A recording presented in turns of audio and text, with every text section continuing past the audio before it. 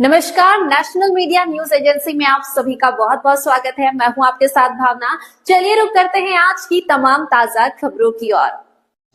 हम ना आरएसएस के हो, लेकिन भारत माता के पुत्र पुत्रियां तो सब है, इसलिए सबको उस दिशा में चलना चाहिए। बड़ी बात है और इसीलिए मैं बोलता हूँ। और मैं दूसरा जो आजकल कहता हूँ कि पहाड़ में भी मैदान में भी अब डॉक्टर यहाँ आजकल जो है ये ड्रैगन फ्रूट, आपके उधम सिंह नगर को मुख्यमंत्री ने कहा कि यहाँ लोग तो ड्रैगन नहीं होते हैं, लेकिन उन्होंने कहा कि ड्रैगन फ्रूट यहाँ लगा दो। ड्रैगन जानते हैं आप लोग?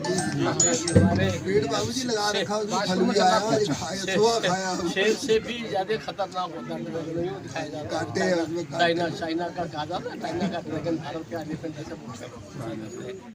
पूर्व सांसद प्रतिनिधि एवं पूर्व प्रदेश महामंत्री के निवास पर पहुंचे पूर्व मुख्यमंत्री भगत सिंह कोश्यारी।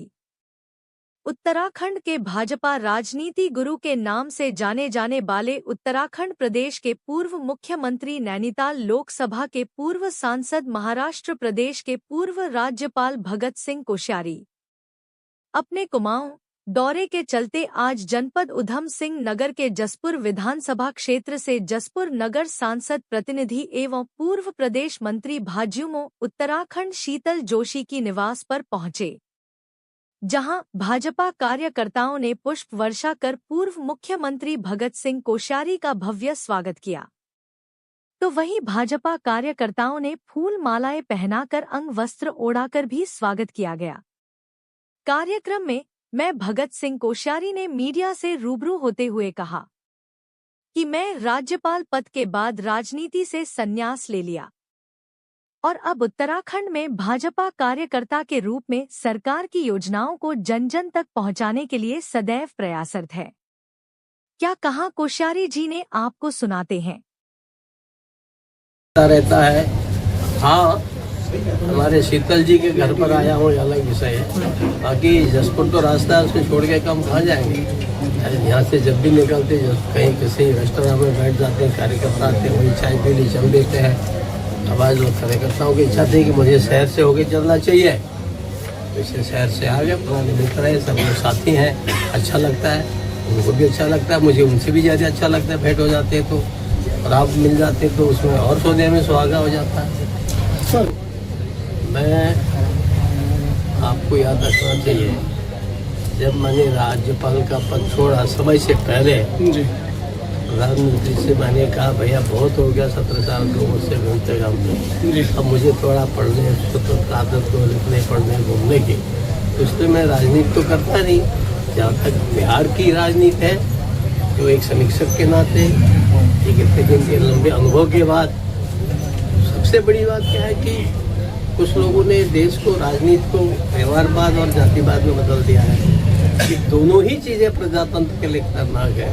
और बिहार और महाराष्ट्र ने दिखा दिया है कि ये राजनीति केवल शुद्ध राष्ट्रवाद की चलेगी। और मुझे लगता है कि ये राष्ट्रवाद की बहुत बड़ी विजय है और भविष्य में भी धीरे धीरे सब जगह राष्ट्रवाद की विजय होगी। देखिए, मुझे लगता है अगर आप लोग ठीक से अपने पेपर को पढ़ते हो या ठीक से टीवी चैनल देखते हो, तो अनेक जो सूचकांक है, इंडेक्स है, अनेक इंडेक्स में चाहे वो जीडीपी हो और चाहे और संतुलित विकास हो, है ना, उन सब में प्रदेश कहीं फर्स्ट पर है तो कहीं सेकंड पर है। तो ये मतलब केवल क्रेडिट आज ही की सरकार को जाता नहीं कहता मैं, परंतु आज की सरकार ने पुरानी जो हमारी की हुई चीज़ें थी सबके, उनको ऐसी गति दी कि ऐसी प्रगति हुई है कि आज हम जो है बहुत से मामलों में देश में अग्रणी है। तो कार्यक्रम की कितने पूछे तो आप सब जानते। तो फिर वो किसी को ये नहीं कहा कि तुम जहन्नम में जाओ जी। उसको पूछा गया कि नित्यानंद जी पहले चीफ मिनिस्टर थे, तो मैंने कहा नित्यानंद जी अनुभवी आदमी थे और उनके समय में इतने हमने काम किए। कहीं पर भी जहाँ लोग कहते 5 करोड़ लेते हैं, 10 करोड़ लेते हैं, उन्होंने कहीं पर मुझे रोका नहीं और 1 पैसे की बदमाशी नहीं। जबकि दुनिया में लोग कहते हैं कि साहब क्या है, फला पोस्ट के लिए भी जो है पैसे ले जाते हैं। ये मैंने उसमें कहा, ये थोड़ी कहा कि तो यहाँ पैसा लिया जा रहा है, वहाँ पैसा लिया जा रहा है। मैंने समझा राष्ट्रीय तो आप लोगों के है ना, उसमें क्या ऐसा नहीं है। ठीक।